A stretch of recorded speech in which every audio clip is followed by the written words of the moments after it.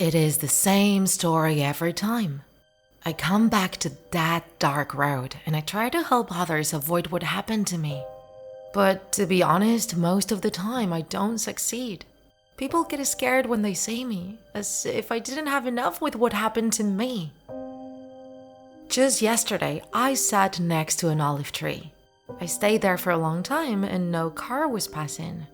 This area usually has very low traffic and some nights I don't even see anybody. But that's for the best. That way, I don't have to warn them about the dangers ahead. However, last night, some people did pass by.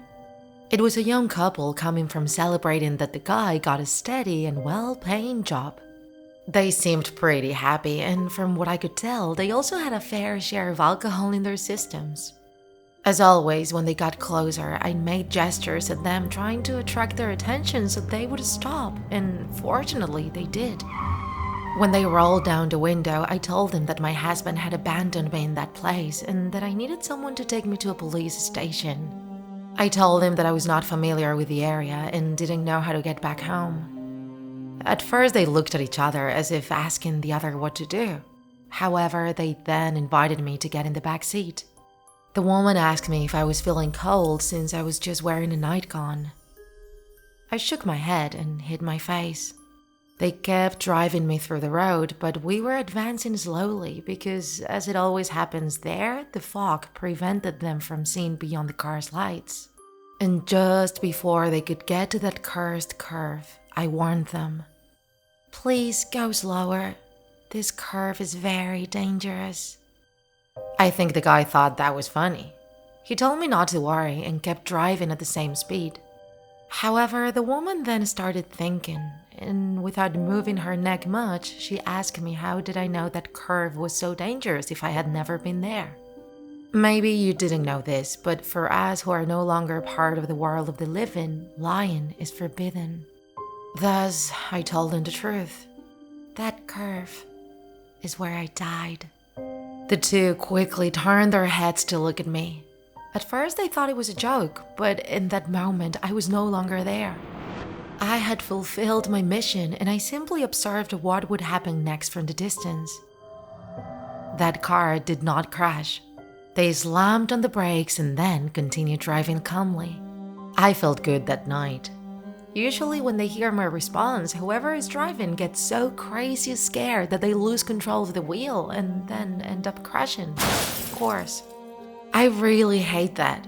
My only mission is to help them prevent death, and sometimes I am the one who ends up causing it. All that makes me think about that fateful night. That cursed night when all of my dreams were shattered into pieces. It was pretty late and I was coming from my bachelorette party. I met with my female friends in a nearby town and had a blast with them that day. They even made me wear this ridiculous white nightgown to catch people's attention. We ate, danced, and played many games. My wedding would take place the next day.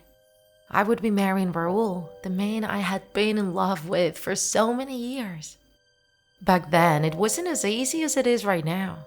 It took a long time for my parents to accept him, and we were finally going to spend the rest of our lives together. Driving through that road was a bit scary, but I didn't have many more options available. I wanted to spend that night at my parents' house since it would be my last night there. And precisely because of that, my father lent me his old car to drive to the party and back home.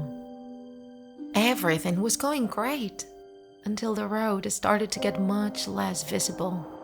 I was barely seeing anything and I was trying to stick to the right side of the road as much as possible since I knew there was a huge cliff on the left side.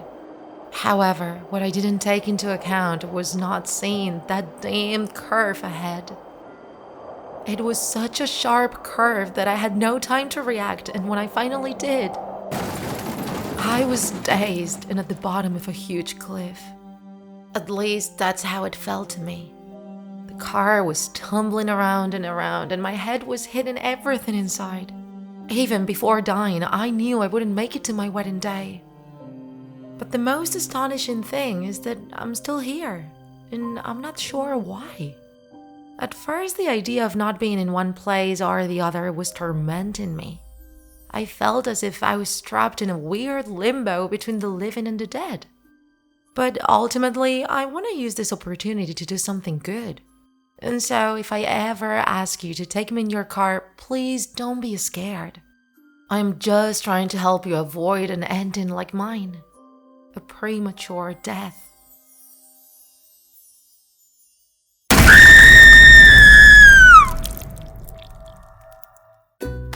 If you enjoyed this video, don't forget to like it. And if you want to see more Draw My Life videos, subscribe to our channel.